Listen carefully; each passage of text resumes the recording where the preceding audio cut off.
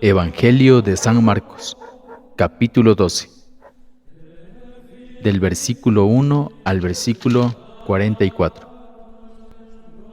Parábola de los viñadores asesinos, del versículo 1 al versículo 12. 1. Jesús entonces les dirigió estas parábolas. Un hombre plantó una viña, la rodeó de una cerca, cavó en ella un lagar y construyó una casa para el celador. La alquiló después a unos trabajadores y se marchó al extranjero. 2. A su debido tiempo envió a un sirviente para pedir a los viñadores la parte de los frutos que le correspondían. 3. Pero ellos lo tomaron, lo apalearon y lo despacharon con las manos vacías. 4. Envió de nuevo a otro servidor, y a éste lo hirieron en la cabeza y lo insultaron. 5. Mandó a un tercero, y a éste lo mataron.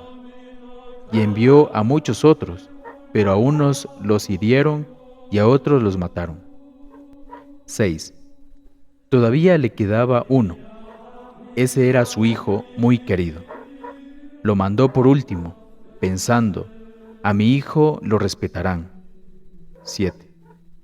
Pero los viñadores se dijeron entre sí, este es el heredero, la viña será para él. Matémosle y así nos quedaremos con la propiedad. 8. Tomaron al hijo, lo mataron y lo arrojaron fuera de la viña. 9. Ahora bien, ¿qué va a hacer el dueño de la viña? Vendrá, matará a esos trabajadores y entregará la viña a otros. 10. Y Jesús añadió, ¿no han leído el pasaje de la Escritura que dice, la piedra que rechazaron los constructores ha llegado a ser la piedra principal del edificio?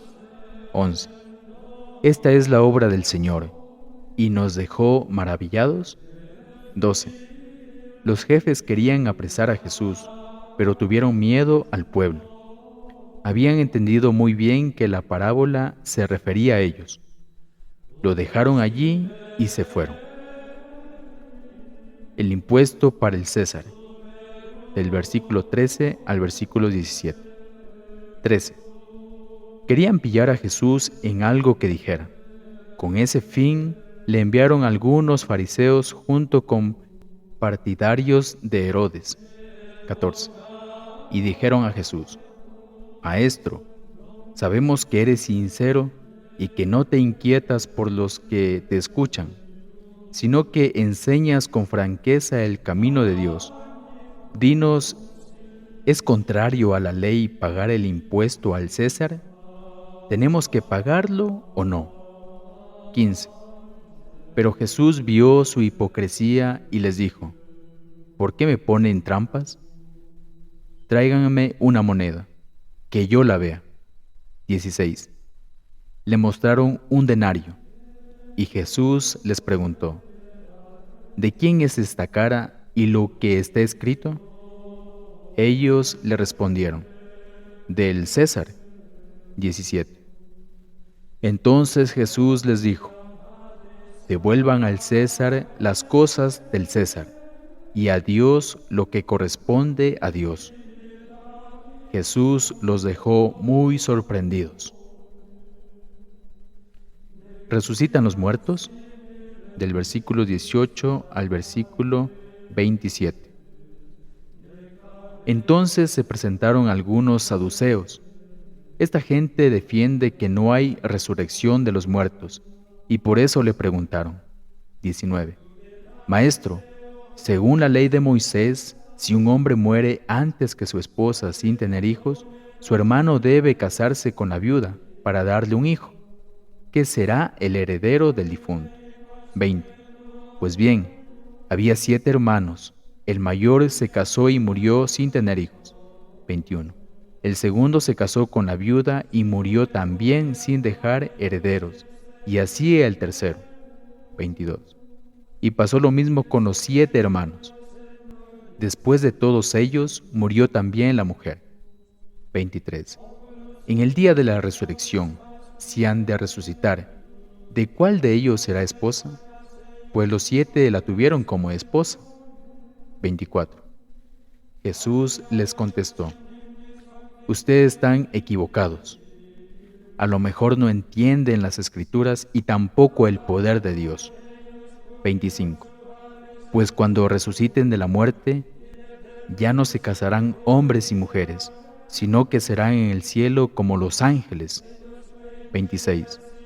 Y en cuanto a saber si los muertos resucitan, ¿no han leído en el libro de Moisés, en el capítulo de la zarza, cómo Dios le dijo: yo soy el Dios de Abraham, el Dios de Isaac y el Dios de Jacob?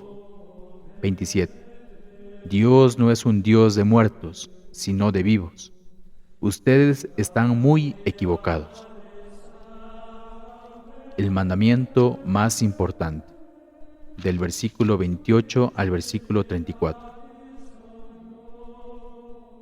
28. Entonces se adelantó un maestro de la ley. Había escuchado la discusión y estaba admirado de cómo Jesús les había contestado. Entonces le preguntó: ¿qué mandamiento es el primero de todos? 29. Jesús le contestó: el primer mandamiento es: escucha, Israel, el Señor nuestro Dios es único Señor. 30. Amarás al Señor tu Dios con todo tu corazón, con toda tu alma, con toda tu inteligencia y con todas tus fuerzas. 31. Y después viene este otro: amarás a tu prójimo como a ti mismo. No hay ningún mandamiento más importante que estos. 32. El maestro de la ley le contestó: has hablado muy bien, maestro. Tienes razón cuando dices que el Señor es único y que no hay otro fuera de Él. 33. Y que amarlo con todo el corazón, con toda la inteligencia y con todas las fuerzas, y amar al prójimo como a sí mismo, vale más que todas las víctimas y sacrificios.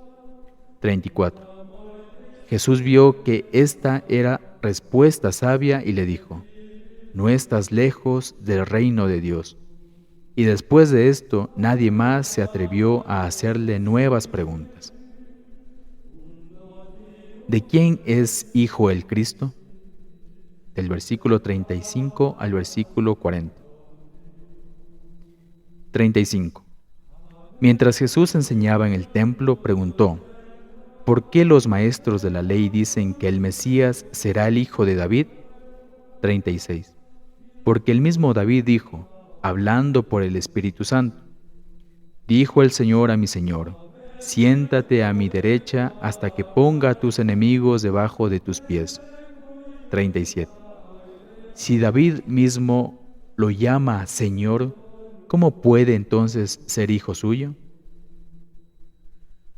Mucha gente acudía a Jesús y lo escuchaba con agrado. Del versículo 38 al versículo 40. 38. En su enseñanza Jesús les decía también: cuídense de esos maestros de la ley. 39. A quienes les gusta pasear con sus amplias vestiduras, ser saludados en las plazas y ocupar asientos reservados en las sinagogas y en los banquetes. 40.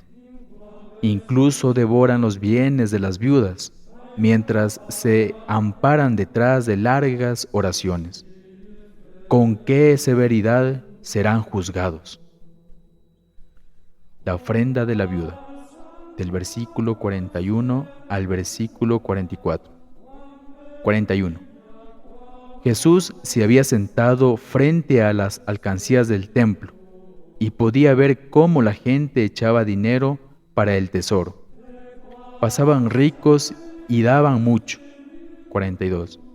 Pero también se acercó una viuda pobre y echó 2 moneditas de muy poco valor. 43.